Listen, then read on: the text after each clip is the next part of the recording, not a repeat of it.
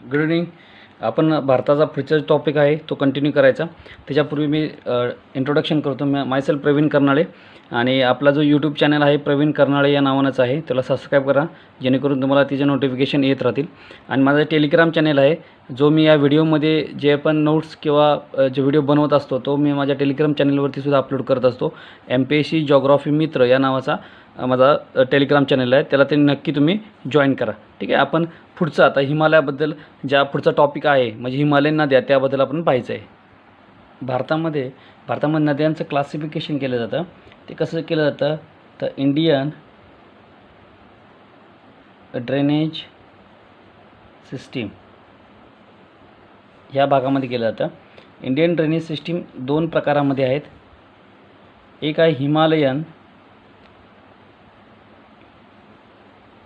Himalayan reverse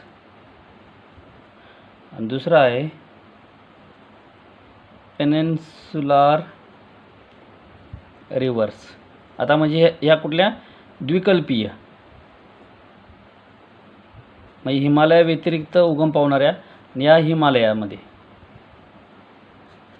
आणि ह्या again ह्या ज्या नद्या आहेत हिमालयन नद्या, ह्या हिमालयन नद्यांचा परत दोन टाईप पडतात. एक आहे अँटीसिडंट आणि दुसरा आहे नॉन अँटीसिडंट रिव्हर्स. म्हणजे ह्या कशा आहेत ओल्ड नद्या आहेत. ओके, कशा आहेत ओल्ड आणि ह्या कशा आहेत न्यू आहेत. आणि इथे द्विकल्पीय प्रकारच्या नद्या ज्या द्विकल्पात उगम पावतात हिमालया व्यतिरिक्त बाकीच्या कोणत्याही अरावलीवरती किंवा मैकाल पर्वतरांग, वेस्टर्न घाट, पूर्व घाट इथं उगम पावणाऱ्या नद्या ह्या पेनिन्सुलर रिव्हरमध्ये येतात. आता द्विकल्पीय नद्यांमध्ये येतात. याच्यामध्ये दोन आहेत की पश्चिम वाहिन्या वेस्ट फ्लोईंग रिव्हर्स आणि पूर्व वाहिनी ईस्ट फ्लोईंग रिव्हर्स असे याचे दोन टाईप पडतात. आता इथं हा प्रकार तुम्हाला कळाला नसेल. अँटीसिडंट ओल्ड जुन्या म्हणजे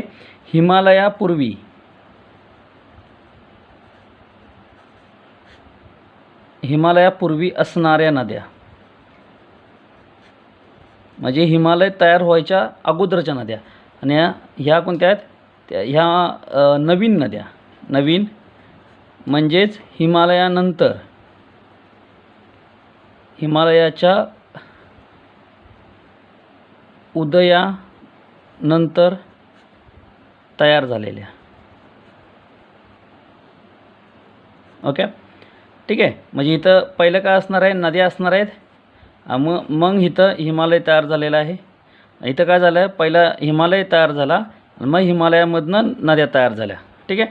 म्हणजेच नॉन अँटीसिडंट आणि अँटीसिडंट. आता ह्याचं जर उदाहरण बघितलं अँटीसिडंटचं तर आपल्या इथं काय सिंधू नदी ही काय आहे अँटीसिडंट आहे. अजून सतलज नदी. ओके. याच्या व्यतिरिक्त ह्या ज्या नद्या आहेत हिमालयात तयार झाल्या म्हणजे आपल्या इथं कोसी, गंगा एक्सेट्रा ज्या नद्या आहेत त्या काय झालेल्या आहेत हिमालयानंतर तयार झालेल्या आहेत. ठीक आहे. ह्या नद्या आपण सेपरेट पाहणार आहेत. आता आपल्याला पाहायचं आहे हिमालयन नद्या. आता आपल्याला पाहायचं आहे हिमालयन नद्या. आता आपण लास्ट व्हिडिओमध्ये आपण पाहिलेलं आहे याच्या अगोदरच्या व्हिडिओमध्ये की हिमालय अशा तीन भागामध्ये डिवाइड होतो. पश्चिम हिमालय, मध्य हिमालय आणि पूर्व हिमालय. हा आहे आपला पश्चिम हिमालय म्हणजे ज्यामध्ये जम्मू काश्मीर, हिमाचल प्रदेश आणि उत्तराखंडचा समावेश होतो. आता इथं ज्या नद्यांचा पॅटर्न आहे तो पाहूया कशा प्रकारे. तर इथे तिबेटमध्ये या दिशेला राकस सरोवर आहे. आणि इथे त्याच्या वरच्या बाजूला उत्तरेला इथं मानसरोवर आहे. आणि हे जी सरोवरे आहेत ही इथे कुठल्या डोंगर रांगेवरती आहेत तर कैलाश पर्वत रांगेवरती आहेत. त्यामुळे क्वेश्चन आला की सिंधू नदीचा उगम कैलाश पर्वतावर होतो तर बरोबर उत्तर आहे. किंवा त्यांनी डायरेक्ट क्वेश्चन दिला की मानसरोवरातून सिंधू नदीचा उगम होतो. बरोबर आहे, कारण की हा सरोवर जे आहे हे कैलाश पर्वतरांगेजवळ आहे किंवा त्याच्यावरती. इथून नदीचा उगम होतो सिंधू नदीचा. आणि सिंधू नदी महाराष्ट्रातून माफ करा, जम्मू काश्मीरमधून वाहत जाते आणि पुन्हा ती POK मार्गे पाकिस्तानमध्ये जाते आणि पुढे जाऊन ती अरबी समुद्राला भेटते कराचीजवळ. ठीक आहे. आता त्याच्या काही उपनद्या आहेत. त्याचप्रमाणे राकस सरोवरापासून या दिशेने एक नदी येते, हिमाचल प्रदेशमध्ये एंट्री मारते आणि तिथून ती पंजाब मार्गे पुढे जाऊन ती सिंधूला भेटते. ठीक आहे. आता ह्याच्या दरम्यान नद्या आहेत, त्यांचं पॅटर्न आपल्याला पाहायचं. तर ही कुठली आहे? सतलज नदी. सतलज नदी. तर लक्षात ठेवा, ह्या आपण जेव्हा डायग्राम बनवत असतो तेव्हा तुम्ही सायमल्टेनियसली तुमच्या हातात पेन आणि वही घेऊन या नोट्स बनवा. तुम्ही स्वतः केल्याशिवाय हे जमणार नाही, otherwise it is a wastage of time. ठीक आहे. हे लक्षात ठेवा, तुम्हाला स्वतः बनवायचं आहे. ठीक आहे. आता बा, ही सतलज नदी कुठं वाहते? ह्या दिशेला, पूर्वेकडून पश्चिमेकडे. तर ही नदी काय करते? हिमालयाच्या अगोदरच्या नद्या आहेत म्हणून अँटीसिडेंट नदी आहे ते लक्षात ठेवा. हिमालय तयार झाला तरी ह्या नद्याने काय केल्यानंतर त्या हिमालयाला तोडला त्यामुळे जो फीचर तयार झालेला आहे त्या फीचरला आपण काय म्हणतो? गॉर्जियस घळई म्हणतो. ठीक आहे. आणि ह्या दिशेनं ती इंडस नदी, सिंधू नदीलाच इंडस नदी म्हणतात. सिंधू नदी, इंडस नदी. ठीक आहे. ही कुठली आहे? सिंधू. हे लक्षात ठेवा. त्यानंतर आता सिंधू नदीच्या काय उपनद्या महत्त्वाच्या आहेत आपण इथं बघूया. हे आहे गिलगिट. मी इंग्लिशमधून नाव लिहितो आहे, तुम्ही ते मराठीत लिहू शकता, सोपं आहे. ह्याचं नाव आहे शेयॉक नदी. महत्त्वाची नदी आहे, कोल्डेस्ट प्लेस आहे. त्यानंतर तिची एक उपनदी आहे नुब्रा व्हॅली. ठीक आहे. मिशन इम्पॉसिबल लेटेस्ट जो भाग पिक्चर आलेला आहे तो नुब्रा व्हॅलीमध्ये सगळ्यात शेवटीचा सीन आहे, त्यामुळे अतिशय महत्त्वाचं आहे. इंटरनॅशनलदृष्ट्या त्याची व्हॅल्यू आहे, तर आपण त्याची व्हॅल्यू केली पाहिजे. नुब्रा व्हॅली लक्षात ठेवा, जम्मू काश्मीरमध्ये शेयॉक नदीची उपनदी नुब्रा आहे, लक्षात ठेवा. त्यानंतर या दिशेला इथं आहे लडाख. त्याची दुसरी उपनदी आहे झास्कर. ठीक आहे. इथपर्यंत झाल्या ह्या महत्त्वाच्या. याच्या व्यतिरिक्त ज्या नद्या आहेत, ओके, त्या तुम्हाला लक्षात ठेवायची गरज नाही, पण एवढ्या महत्त्वाच्या लक्षात ठेवा. त्यानंतर इथून एक नदी जाते, अशी वाहते, आणि ती इथे एक लेक आहे, सगळ्यात महत्त्वाचा आहे, भारतातील सगळ्यात मोठा गोड्या पाण्याचा उलर लेक आहे. उलर लेकपासून येते कुठली? झेलम नदी. कुठली नदी आहे? झेलम. आणि त्याची ही उपनदी आहे, तिचं नाव आहे किशनगंगा. लक्षात ठेवा. किशनगंगा ही भारत आणि पाकिस्तानच्या दरम्यान बाउंड्री करते. आता तुम्ही म्हणाल पाकिस्तान इथं आणि भारत येतं, नाही. तर इथे जी POKची लाईन आहे, ती POKची लाईन कोण? किशनगंगा करतं. त्यामुळे ह्या POK आहे, पाकिस्तान ऑक्युपाय काश्मीर, आणि हा भारत आहे.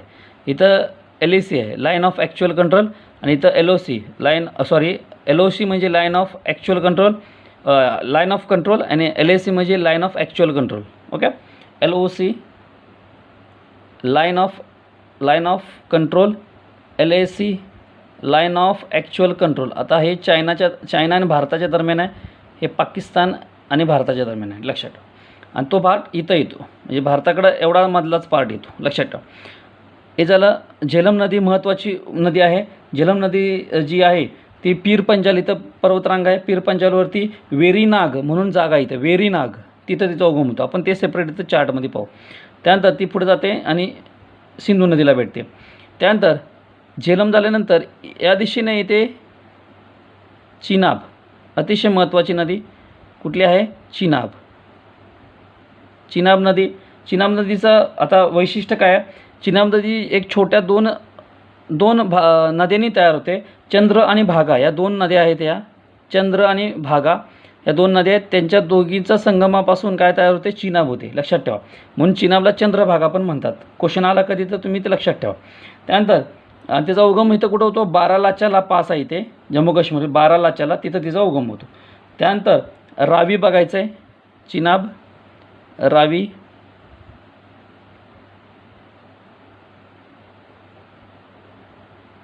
रावी नदीचा उगम हा कुलू व्हॅलीत होतो. कुलू कुठं आहे? हिमाचल प्रदेशमध्ये, रोहतंगजवळ. रोहतंग पास इथं आहे कुलू व्हॅलीजवळ.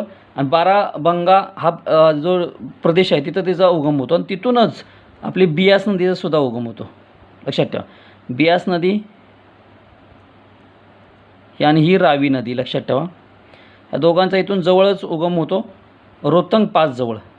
याचा चिनाबचा 12 लाचाला पास जवळ. ठीक आहे. त्यानंतर ह्या बियासची एक उपनदी आहे.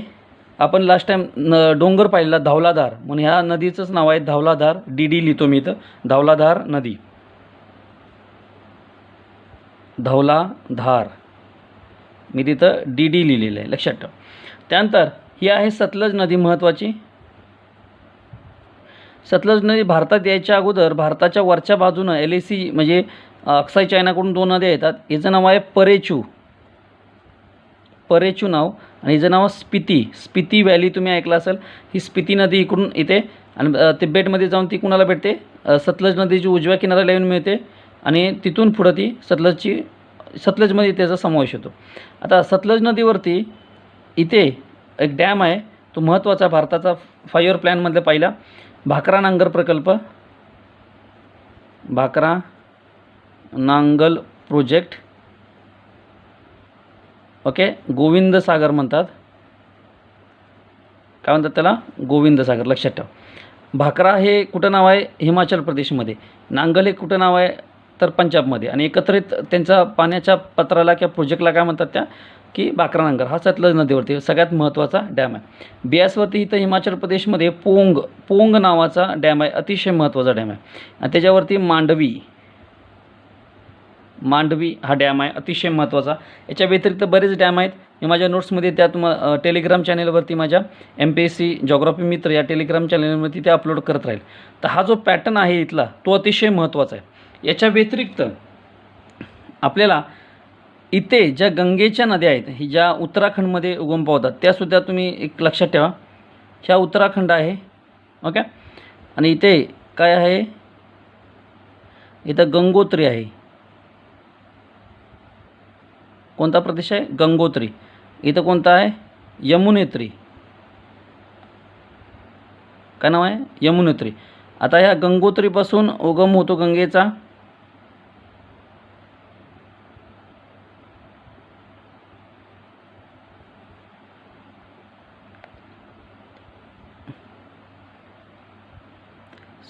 इकडे यमुनेत्री नाही का, इथं यमुनेत्री इथून यमुना नदीचा उगम होतो. एक चार्ट तयार करतो मी, असा रफ डायग्राम बनवलेले आहे. आता काही प्रयाग आहेत ते महत्त्वाचे आहेत. आता बघा, गंगोत्रीपाशी गंगेचा उगम होतो त्यावेळी तिचं नाव आहे भागीरथी. ठीक आहे. त्यानंतर त्याच्या इकडे ह्या बाजूनं नदी येते भागीरथीची, भीलगंगा. कोणती नदी आहे, भीलगंगा. तर भीलगंगा ही भागीरथीची उपनदी आहे, हे लक्षात ठेवा. त्याच्यानंतर इकडून ही जी महत्त्वाची नदी आली आहे, ह्या नदीचं नाव आहे अलकनंदा.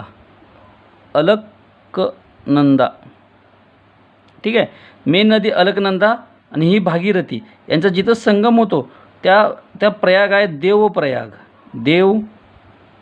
आता लक्षात ठेवा, देवप्रयागपासून पुढं ह्या दोघ्या नदीच्या संगमाला काय म्हणतो आपण, गंगा म्हणतो. लक्षात ठेवा.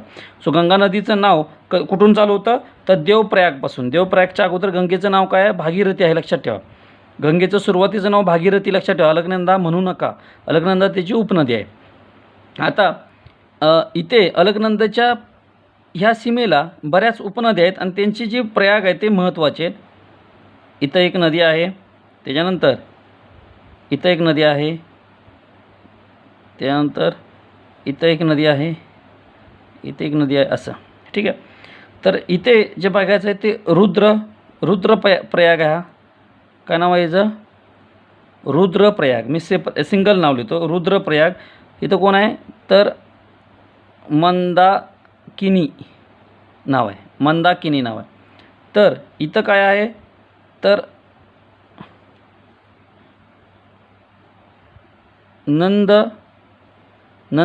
नंदागिनी. काय नाव आहे, नंदागिनी. हिचं नाव आहे नंदप्रयाग नाव आहे तिचं. काय नाव आहे, नंदप्रयाग. त्यानंतर इथं काय आहे, करणप्रयाग. हिचं नाव आहे काय, करणप्रयाग. नदीचं नाव काय आहे त्या कर्णप्रयागचं? पिंडारी किंवा पिंडार म्हणतो आपण त्याला. पिंडार नदी अलकनंदाला करणजवळ मिळते. आणि ही इथं कोणती नदी आहे तर धौलीगंगा नदी आहे. तर तिचं प्रयाग कुठला आहे तर विष्णुप्रयाग आहे. ठीक आहे.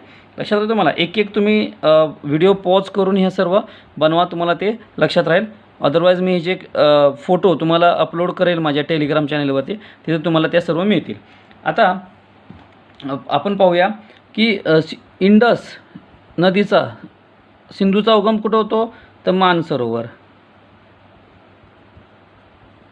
कुठं? मानसरोवर. सिंधू नदीची लांबी 2888 आहे टोटल. भारतात 710 किलोमीटर वाहते. किती? 710 किलोमीटर वाहते. झेलम नदीचा उगम कुठं होतो? वेरीनाग इथं उष्ण झरे आहेत, उष्ण पाण्याचे झरे. पीर पंजाल ही डोंगर रांग आहे, तिथे लांबी आहे 720 किलोमीटर आहे. तुम्हाला बऱ्याच पुस्तकामध्ये ह्या सगळ्या लांबी आहेत. 5-10 किलोमीटरनं फरक तुम्हाला आढळेल नक्कीच. त्यानंतर चिनाब नदी, चंद्रभागा नाव आहे तिचं. बारालाचाला पास जो आहे तिथं तिचा उगम होतो. 1180 किलोमीटर लांबी आहे. त्यानंतर रावी नदी ही कुठं? रोहतंग पासजवळ. रोहतंग पास जो आहे खिंडी, आपण पाहणार आहेत सर्व खिंडी, तर तिथे होतो. तिची लांबी आहे 725 किलोमीटर. आणि बियास जी नदी आहे, ही सुद्धा रोहतंग पास जवळ ह्या बियास नदीचा उगम होतो यास. आणि लांबी आहे 470 किलोमीटर. आणि सतलज नदीचा उगम कुठं होतो तर राकस सरोवराजवळ होतो. लांबी किती आहे तर 1450 किलोमीटर आहे टोटल लांबी. भारतामध्ये किती आहे? 1050 किलोमीटर आहे. ओके. तरी तुम्ही ही जी डायग्राम नक्की तुम्ही स्वतः ड्रॉ करा. 1-2 वेळा तुम्ही प्रॅक्टिस करा, तुम्हाला नक्कीच जमेल. ही सगळी जी मेहनत आहे ही प्रॅक्टिस केल्यानंतरच मिळते. आणि ह्याच्यावरती 100% क्वेश्चन येत असतो. तरी तुम्हाला हा जो व्हिडिओ आवडला असेल तर तुम्ही तुमच्या मित्राबरोबर काय करा, शेअर करा आणि चॅनलला सबस्क्राईब करा. ठीक आहे.